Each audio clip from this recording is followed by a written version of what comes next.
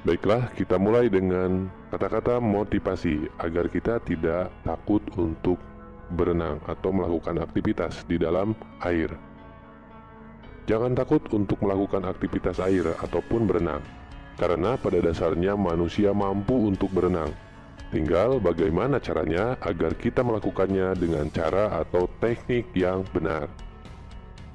Nah, bahkan pada bayi usia sekitar 4 bulan pun, mereka telah memiliki refleks untuk menyelam. Mereka mampu untuk menahan napas dan tidak menelan air saat berada di dalam air. Itulah tadi kata-kata motivasi untuk kita agar kita memiliki kepercayaan diri untuk melakukan aktivitas di dalam air ataupun renang. Sebelum kita memahami teknik-teknik dalam berenang, alangkah baiknya kita ketahui terlebih dahulu apa itu yang disebut dengan aktivitas renang. Dalam pengertiannya, renang adalah gerakan berpindah tempat secara teratur di air dengan menggunakan tangan dan kaki. Renang merupakan olahraga akuatik atau jenis olahraga yang berhubungan dengan air. Sudah tentu ya, renang itu termasuk olahraga yang berhubungan dengan air dan olahraga ini disebut olahraga akuatik. Masih banyak macam olahraga yang termasuk akuatik, seperti polo air, loncat indah, arung jeram, mendayung, dan sebagainya. Selanjutnya adalah sejarah renang di dunia. Renang sudah dilakukan sejak zaman prasejarah. Jadi aktivitas berenang sudah dilakukan sejak zaman dahulu. Dilakukan untuk tujuan mencari makanan, bertahan hidup, ataupun untuk tujuan-tujuan yang lain. Pada tahun 1896, renang menjadi salah satu cabang olahraga yang dilombakan pada Olimpiade Athena. Nah, di tahun ini, awal mula renang menjadi salah satu cabang olahraga yang dilombakan.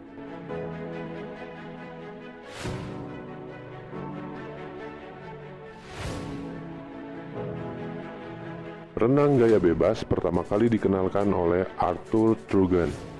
Gaya ini kemudian mulai dikombinasikan dengan gaya kaki yang menendang atau mencambuk oleh Richard Chappell pada tahun 1902. Organisasi Renang Internasional dibentuk pada tahun 1908 dengan nama Fédération Internationale de Natation atau disingkat menjadi FINA. Inilah sekilas pengetahuan tentang sejarah renang di dunia. Selanjutnya adalah sejarah renang di Indonesia. Di Indonesia, renang dimulai dari zaman Kerajaan Majapahit.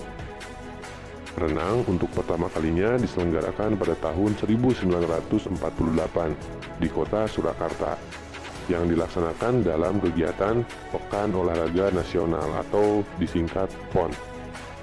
Gaya yang diperlombakan pada saat itu adalah gaya bebas, gaya punggung, dan gaya dada.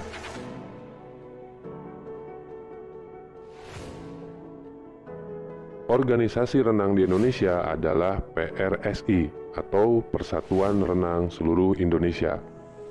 PRSI ini berdiri pada tanggal 21 Maret 1951, tepatnya di Jakarta, dengan diketuai oleh Profesor Dr. Purwo Sudarmo.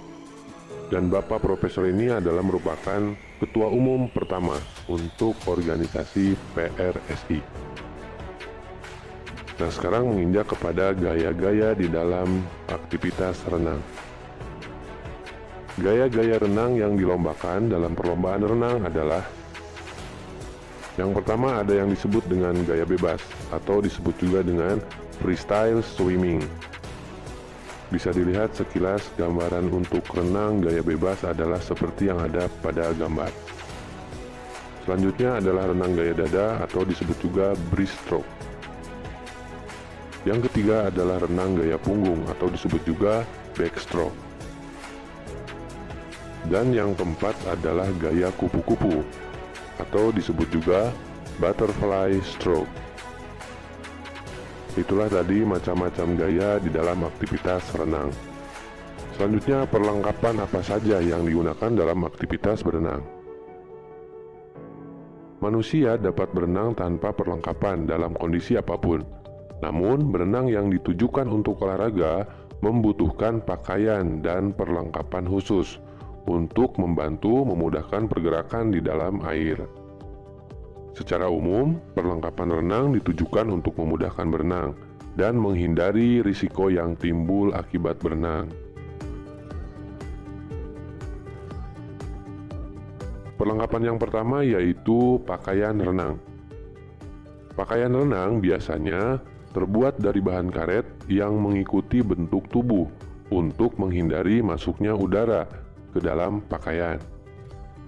Ada banyak jenis macam-macam pakaian renang dengan motif-motif yang semakin dikembangkan.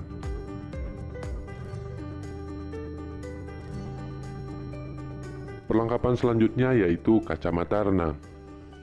Kacamata renang berfungsi untuk mencegah iritasi pada mata dan mengurangi gangguan pada saat berenang. Kita harus tepat untuk memilih kacamata renang yang akan kita gunakan untuk bentuk ataupun ukuran yang sesuai dengan wajah dan kepala kita, agar tidak terlalu kencang dan tidak terlalu kendor, dan supaya nyaman ketika digunakan.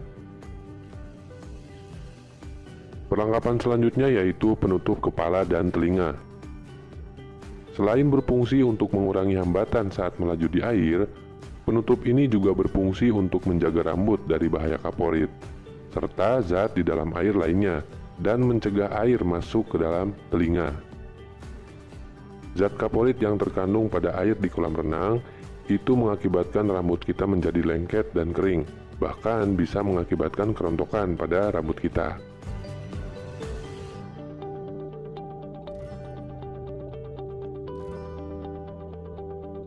Perlengkapan selanjutnya yaitu pins atau kaki katak. Pins atau kaki katak berfungsi untuk memaksimalkan hasil dorongan atau lucutan kaki saat latihan berenang. Pins terdapat dua jenis, yaitu pins untuk berenang dan pins untuk menyelam. Itulah tadi beberapa perlengkapan yang bisa membantu kita dalam melakukan aktivitas renang. Selanjutnya yaitu manfaat. Apa saja manfaat ketika kita rutin melakukan aktivitas berenang? Yang pertama yaitu manfaatnya adalah untuk melatih seluruh tubuh. Ketika berenang, kita akan menggunakan hampir seluruh otot utama tubuh, mulai dari lengan, kaki, hingga perut. Manfaat yang kedua yaitu meningkatkan kemampuan jantung dan paru-paru. Dalam aktivitas renang, bahkan teknik yang harus dikuasai pertama kali itu adalah teknik pernapasan. Bagaimana cara mengambil dan bagaimana cara mengeluarkan udara dari sistem pernapasan kita. Manfaat selanjutnya dari renang adalah untuk mencegah obesitas atau kelebihan lemak dalam tubuh, meningkatkan mentalitas ataupun kepercayaan diri, meningkatkan kemampuan koordinasi dan keseimbangan tubuh, dan masih banyak yang lainnya. Pada intinya, manfaat dalam aktivitas berenang adalah membuat tubuh kita sehat. Ada beberapa hal yang harus diperhatikan saat kita akan melaksanakan aktivitas renang. Yang pertama yaitu gunakan perlengkapan renang.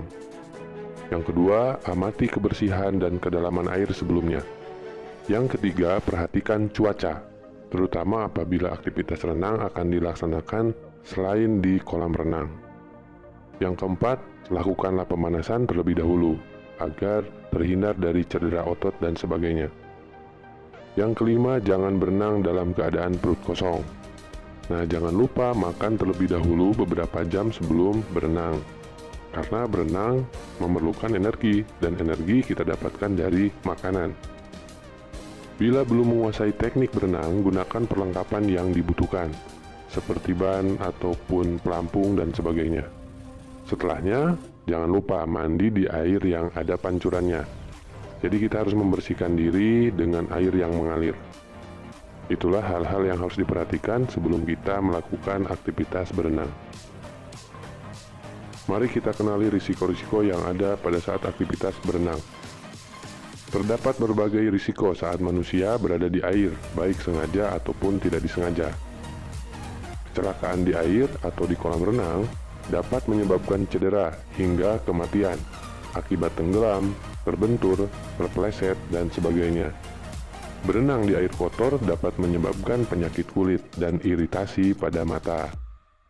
Bermain-main secara tidak wajar di kolam renang bisa membahayakan diri sendiri ataupun orang lain. Itulah risiko-risiko yang harus kita hindari dan kita antisipasi pada saat akan melakukan aktivitas berenang, supaya kita beraktivitas dengan aman dan nyaman. Itulah pembahasan pengetahuan umum untuk materi renang. Materi dari teknik-teknik gaya berenang akan kita bahas pada video selanjutnya. Semoga pembahasan tadi mudah untuk dipahami agar bisa bermanfaat. Sampai jumpa.